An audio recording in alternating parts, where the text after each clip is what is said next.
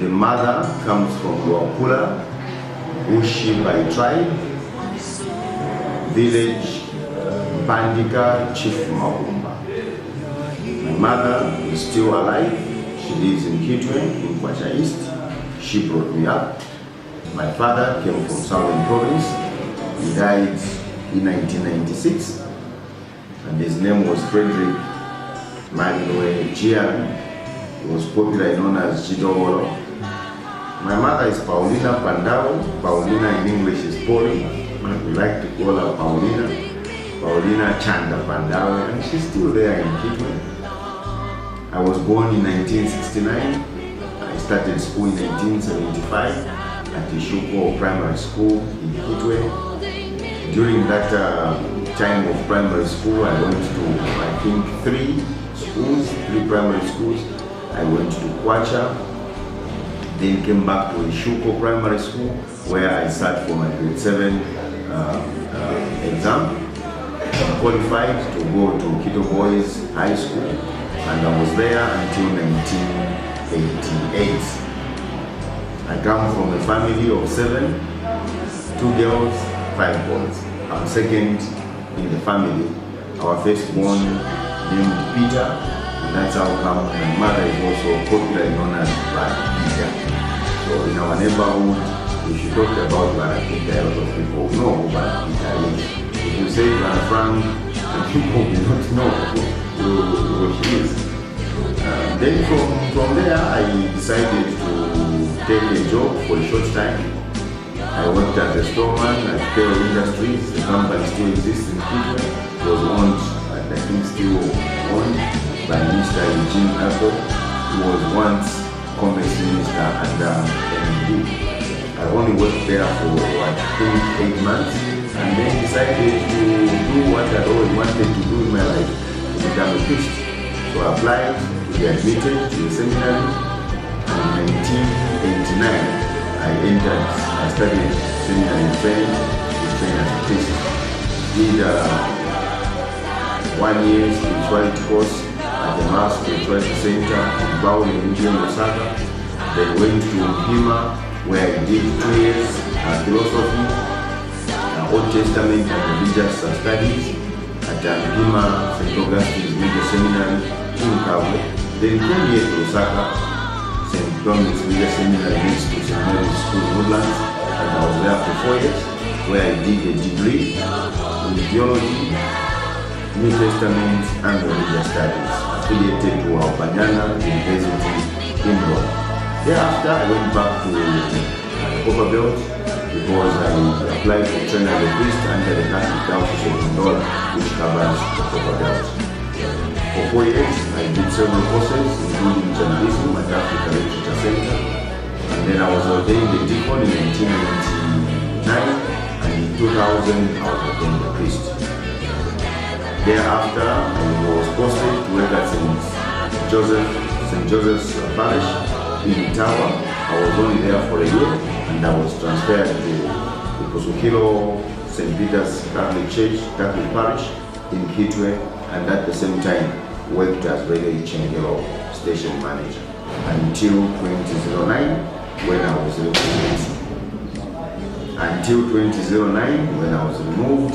And Zambians know what happened during that time, the controversy that arose with my work at the radio station and so on.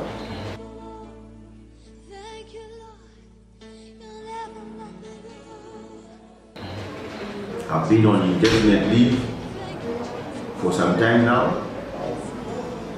I haven't yet been stripped of my title as a priest because I was never suspended by the church. I voluntarily decided to go on indefinite leave so that I could engage in the partisan politics that I've been engaging in.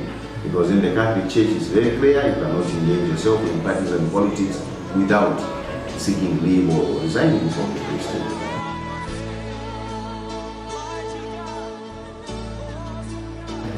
So this has been my journey. In 2009 we formed an organization called Change Like Zambia.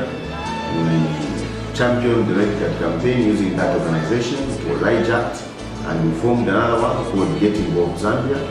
During that time, political activism on my part went up.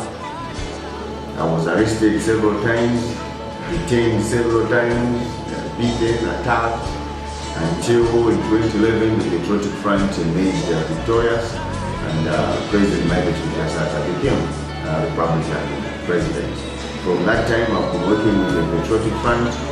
Things didn't go well in 2013, so we decided to disengage, and I formed Alliance for a Better Zambia, where I became president.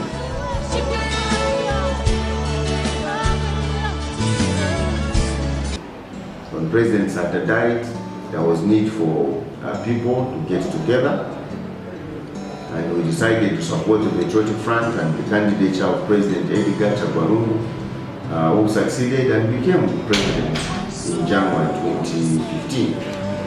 So later on, I think in March 2015, we decided to disband our party and go back to our home, the Patriotic Front.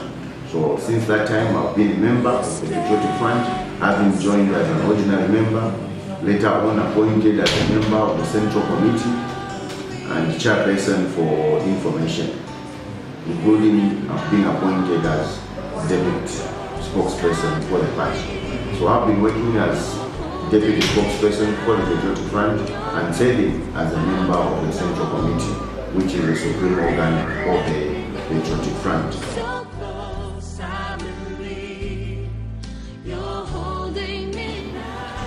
As a young person, growing up with my mother, with my grandmother, I like to go to church. I went to church every now and then.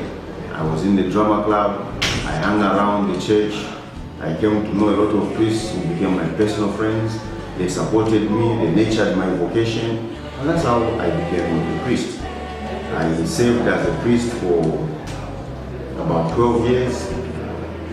This is the 16th year since I was ordained, and I think that I was a good priest and served the people very well, baptized several people, married several people, meaning to administer marriage, and so on. And I worked in a number of parishes, but as a priest I worked in only 2 parishes. Before I became a priest, that 4 years when we were still training, I worked in a number of parishes.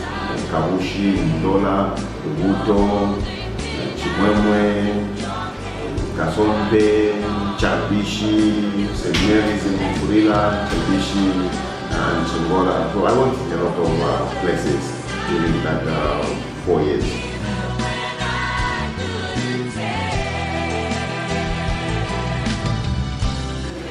Yes, it was a cherished privilege to be appointed Deputy Campaign Manager for President Edgar Chagwarungu, who at that time was a sitting president and not just an ordinary presidential candidate. So it was a great honor, and I did my best to sell the product, meaning to campaign for President Edgar Chagwarungu. And because of that, we traveled with him. I also traveled with other members of the party to campaign for the president in many regions.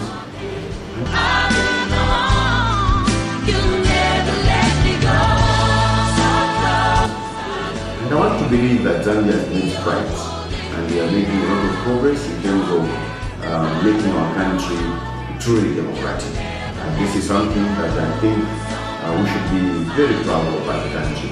We are not yet there because no one is there. We are all striving. Even the American democracy, the oldest and strongest democracy in the world, the Indian democracy, they are challenging there. But we should be proud. In our own unique way, we have made a lot of progress, and that we have managed to stay together as a country to be peaceful. Regardless of the small skirmishes, the small problems here and there, some people refusing to come and play with others, and so on. These are small things. But I think all and above, we have made a lot of progress in terms of domesticating democracy in our country. You'll never let me go. Oh, you'll never. I was very convinced that that petition was going nowhere, because the Zambian people spoke in a very categorical manner. President Lungu won that election, and I was very relaxed. Of course, we are all anxious and agitated because it was taking long to have the president sworn in, and so that he could settle down. and begin to put together a government that will deliver in line with what we promised the Zambian people. Apart from this anxiety, none of us worried, because we knew that the UPND had no facts to overturn the election of President Kayombo.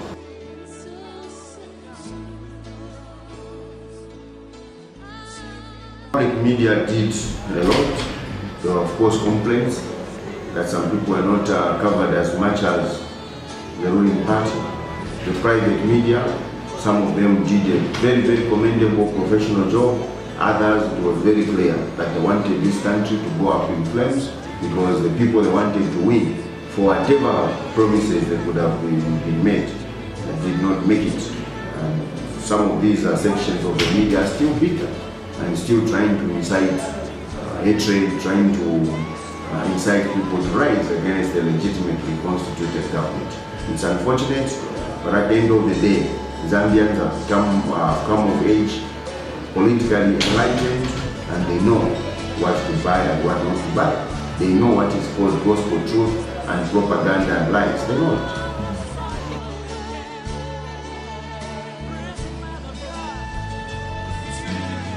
We are a dynamic people.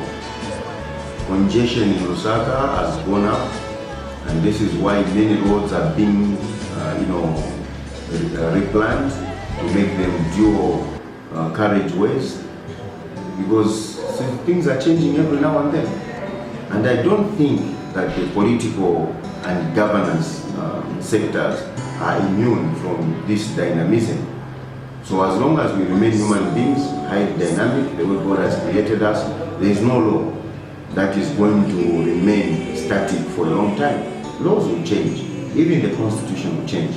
And because there were a lot of changes in the old constitution, that warrants revisiting, because the too many changes we had to the constitution, in some cases, we have discovered that there are a lot of lacunas, there are a lot of slippages, discrepancies here and there, where in one place the law is saying something, in another it is seemingly contradicting what it is saying in another place. So there will be need to amend the constitution. In some cases, it's not even amending in the sense of content, it's amending in the sense of the drafting.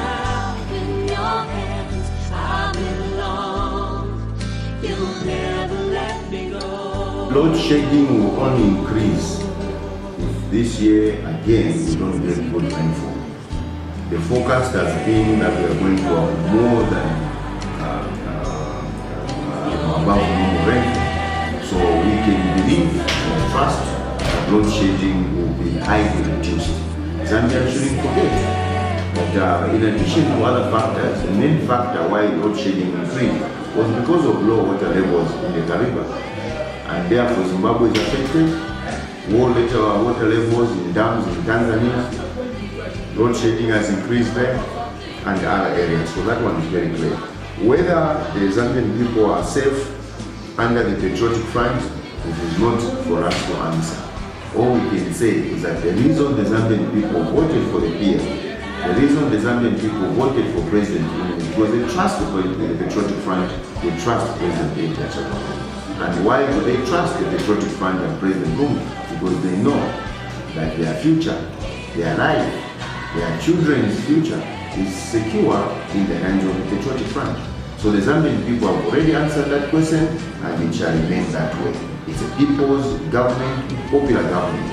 President Lumumba having been elected by more than 1,800,000 Zambians.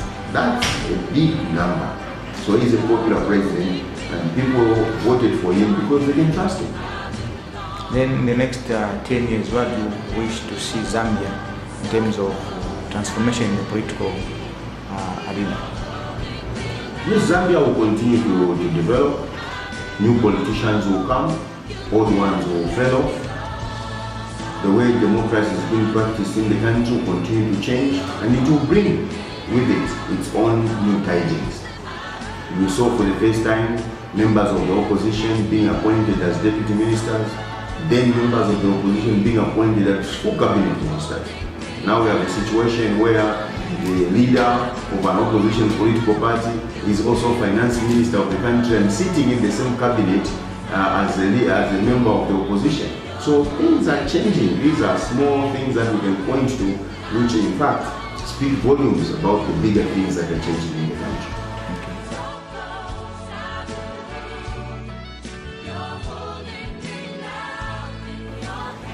Well, I cannot answer that because it's God who would be able to indicate or to determine my path. I can't say 10 years from now I'll be there or I'll be there, because God is the one that takes care of me. He's the one who has plans for me, but I know they are great plans. So I know and I pray that I will not be down, that I will be up there and continuing to praise the God that I serve. But above all, I know that 10 years from now, Zambia would be a country to be proud of, and I want to be part of that. Okay.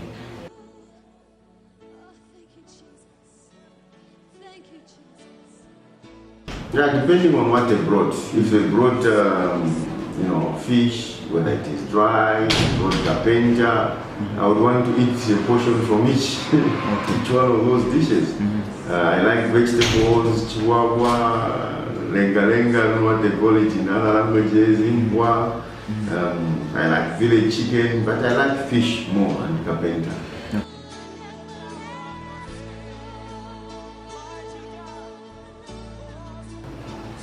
I wouldn't like to be someone else, because I would be saying God made a mistake to make me who I am. Okay. So if I was given a chance to live again, I would like to live as Frank Bwalya. Okay. But of course, certain things I've done in my life, I may not have wanted to do them. Because I've also done shameful things. I'm human and I do sin. Okay. Where do you get your strength to keep on going amidst some challenges that you may encounter? Yeah, I have a lot of mentors that inspire me around. The latest addition to the list of my mentors is President Edgar Chagwalungu. I'm in love with his humility, with his insight, intellectual insight. I'm in love with his love for people, generosity, and the kind of leadership that is all embracing and accommodating. I also love the fact that he says what he does what he says. That's why we have nicknamed him Mr. Walk the Talk. But above all, my mentor, my model is Jesus Christ. I see in him everything I would like to see in a whole-rounded personality.